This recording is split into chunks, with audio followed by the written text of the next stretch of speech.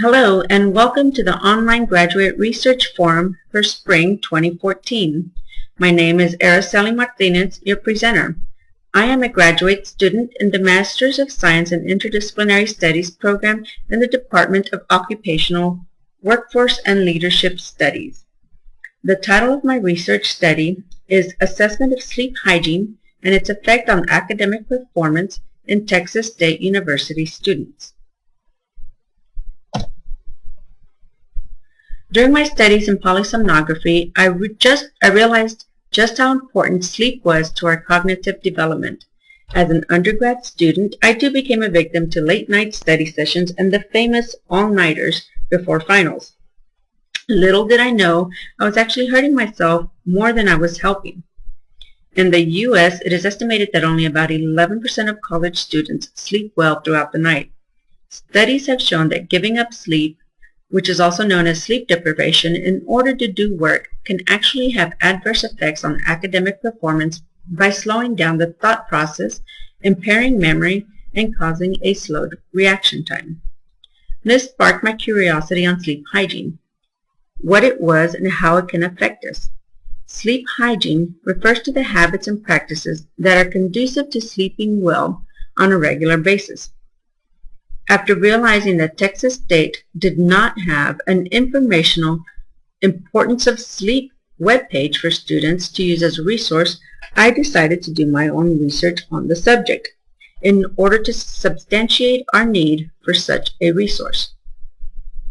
I developed a survey research design and distributed it to a randomly selected group of students, which excluded freshmen, in an attempt to determine if there was an association between sleep hygiene practices and academic performance, which would be measured by a self-reported GPA.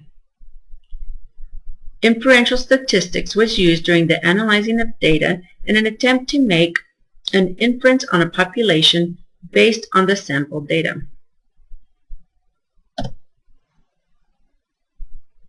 So are college students getting enough sleep? One of the major findings from the research indicates that college students are not getting enough sleep. On average, students reported getting 6.44 hours of sleep per day compared to the suggested 7 to 9 hours of sleep per day by the National Sleep Foundation. The findings from our study suggested that there was no significant difference in the amount of hours of sleep between the low GPA group and the high GPA group, but there was a significant difference found in the amount of hours of sleep between the 2.9 and less GPA group and the 3.0 to 3.4 GPA group. In other words, the students that achieved the most amount of sleep consistently were able to maintain an average GPA. Several studies conducted have shown that when an individual is allowed to get a full night's rest after learning, that individual tends to show a significant increase in performance the following day. It would be interesting to see the effect of sleep deprivation on long-term memory. For instance, if we were to look at the students in our survey who reported having the most sleep and average GPAs and compared them to the students in the high GPA group who consistently reported less sleep, which of the two groups would have retained the information they studied even after a month later? Much more research is needed in this area to adequately identify the effect of sleep deprivation on long-term memory. But the fact within our study remains that the group with the lowest GPA was also the group that had the least amount of sleep, which reaffirms the notion that sleep quantity may affect academic performance. Another important finding from the study relates to the PSQI, which is the Pittsburgh Sleep Quality Index. It is a self-rated questionnaire which is used to measure the quality and patterns of sleep in adults. It differentiates poor sleep from good sleep by measuring 7 domains, which are subjective sleep quality, sleep latency, sleep duration, habitual sleep efficiency, sleep disturbances, use of sleep medication, and daytime dysfunction over the last month. The individual completing this survey self-rates each of these 7 areas of sleep on a 0 to 3 scale, where a global sum of 5 or greater indicates the individual is a poor sleeper. In our study of the 387 students surveyed, 220 of them had a score of greater than 5, suggesting they were poor sleepers. That is 56.84% of the total students which were surveyed. Of those 220 students, 36.81% had a GPA of 2.9 or less. The mean score for the entire sample was 6.47. The final finding in the study that I will be discussing today relates to the results from the SHI, or the Sleep Hygiene Index. The Sleep Hygiene Index is a 13-item self-administered index aimed at assessing the presence of behaviors which are thought to outline poor sleep hygiene. In this survey, the subjects report on how frequently they carry out each behavior, and at the end of the survey, the scores from the 13 items are calculated in order to provide a global assessment of their sleep hygiene.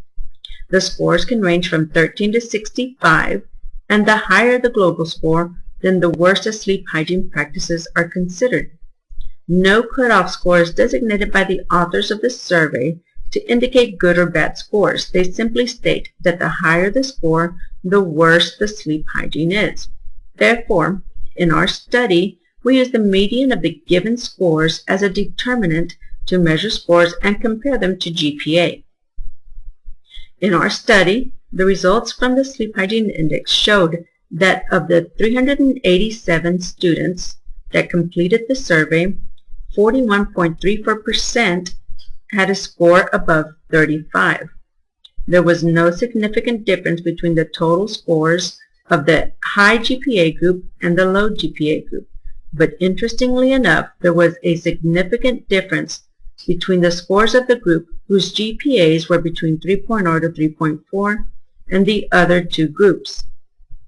Of the 160 students who scored above 35 on the SHI, 61 reported having a GPA of 2.9 or less. There were 227 students whose scores were less than 34. 91 of these students reported having a GPA between 3.0 to 3.4, while 77 students reported having a GPA of less than 2.9, and 59 students reported having a GPA of 3.5 or greater. In both of these cases, the students with an average GPA of 3.0 to 3.4 were more positively affected by their sleep hygiene practices. So you may be wondering, and why does this matter to me? The question to ask is, does sleep deprivation only affect students? The answer to that question would be no. The most common symptom of sleep loss is daytime sleepiness. Other symptoms of increased sleep deprivation can include depression, poor memory, and loss of concentration or focus. In just about any and every job that you do, retention of some sort of information is crucial. Therefore, if an adequate amount of sleep is not achieved on a consistent basis, your concentration, focus, and memory will eventually be affected. For instance, how does your lack of concentration or focus affect you when you are on the road? How many times do you catch yourself drifting off while you are behind the wheel, or realizing you just made it home and you can't even remember the trip there?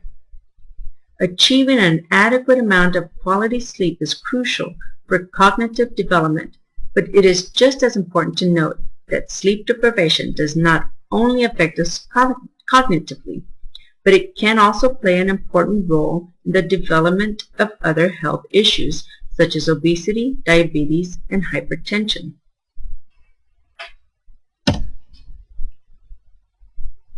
My study was limited by the singular geographic location of the university.